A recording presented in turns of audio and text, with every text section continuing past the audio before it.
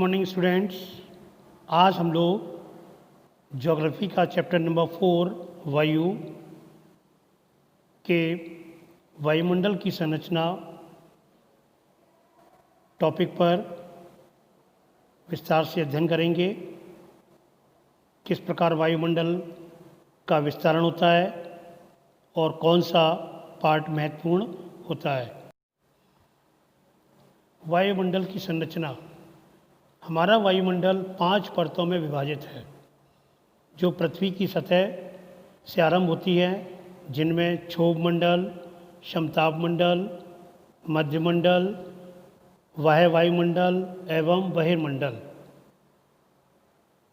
तो यहाँ पर आपने देखा कि वायुमंडल की संरचना ये 5 परतों के द्वारा होती है और आपको चित्र में भी दिखाया जाएगा नीचे से। क्षोभ मंडल नंबर 1 हेडिंग आती है क्षोभ मंडल। यह परत वायुमंडल की सबसे महत्वपूर्ण परत है और इसकी औसत ऊंचाई 13 किलोमीटर है और इसी मंडल पर हम वायु में सांस लेते हैं। यहाँ पर देखो दिखाया गया भी है। और मौसम की लगभग सभी घटनाएं इसी पर होती हैं, चाहे वो वर्षा हो, कोहरा हो या ओलावर्षण हो, इसी परत पर होता है। इसके बाद दूसरा नंबर आता है समताप मंडल।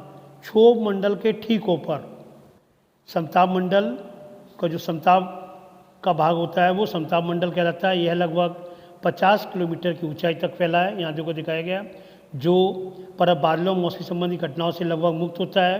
यहाँ पर देखो बादल नहीं है। दूसरा, यहाँ पर हवाई जहाज़ उड़ाने में यहीं पर उड़ाए जाते हैं, परिस्थितियों में उड़ाए जाते हैं। दूसरा, यहाँ पर एक ओजोन परत है जो हमें सूर्य से निकलने वाली जो हानिकारक किरणें हैं या गैस नहीं होगा, किरणें होती हैं जो हमारी से रक्षा करते हैं। तो इस प्रकार आपने देखा कि समताप मंडल है वो जो मुख्य चीज़ आती है वो 50 किलोमीटर की ऊंचाई और मौसम संबंधी घटनाओं से लगभग मुक्त होता है और यहाँ पर हवाई जहाज उड़ाने के लिए आदर्श होता है। उसके साथ साथ इस पर जो ओजोन गैस की परत होती है, यह परत सूर्य से आने वाली हानिकारक किरणों से हमारी रक्षा करती है। गैसों यहाँ पर काट देंगे, गैसों नहीं है, से रक्षा करती है। इसके बाद आता है 3rd नंबर आता है मध्यमंडल। ये जो मध्यमंडल है यह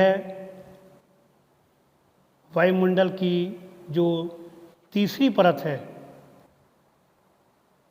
इसको हम तीसरी परत कहते हैं। यह समताप मंडल के ठीक ऊपर होती है।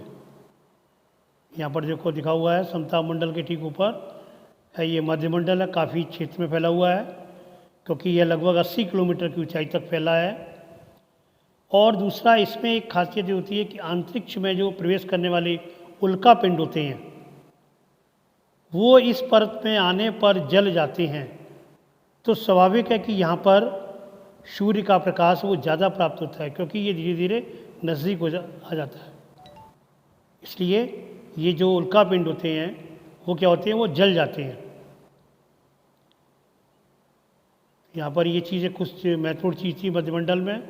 एक तो लगभग इसकी ऊंचाई 80 किलोमीटर होती है। दूसरा, अंतरिक्ष में प्रवेश करने वाले उल्का पिंडें इस परत पर आने पर जल जाती हैं। उसके बाद ठीक इसके ऊपर आ जाते हैं वाह्य वायुमंडल। ये अगला आपका वायुमंडल संरचना की परत है जिसे वाह्य वायुमंडल कहते हैं। वाह्य वायुमंडल जो है ये बढ़ती ऊंचाई के साथ तापमान अधिक तीव्रता से बढ़ता है, इसीलिए हम इसको आयन मंडल की परत का ही भाग है और इसको हम आयन मंडल भी कहते हैं। हम ऑब्लिक लगा करके वायुमंडल में आयन मंडल को भी लिख सकते हैं, ये इसका दूसरा नाम होता है। यह भाग जो है इसकी ऊंचाई जो फैला है जहाँ तक वो 80 से 400 किलोमीटर तक फैला हुआ है और रेडियो संचार के लिए यह परत उपयोग होता है। और अगला 5 नंबर आता है, इसको बोलते हैं बहिर्मंडल। क्या होता है ये बहिर्मंडल? जो वायुमंडल के सबसे ऊपरी परत को बहिर्मंडल के नाम से जाना जाता है और यह वायु की पतली परत होती है। इसमें क्या होता है, जो कुछ गैसें होती हैं, हल्की गैसें होती हैं जैसे हीलियम एवं हाइड्रोजन, जो अंतरिक्ष में तैरती रहती हैं हल्के होने के कारण से। आज हम लोगों ने वायुमंडल की संरचना के बारे में विस्तार से अध्ययन किया। Thanks. Have a good day.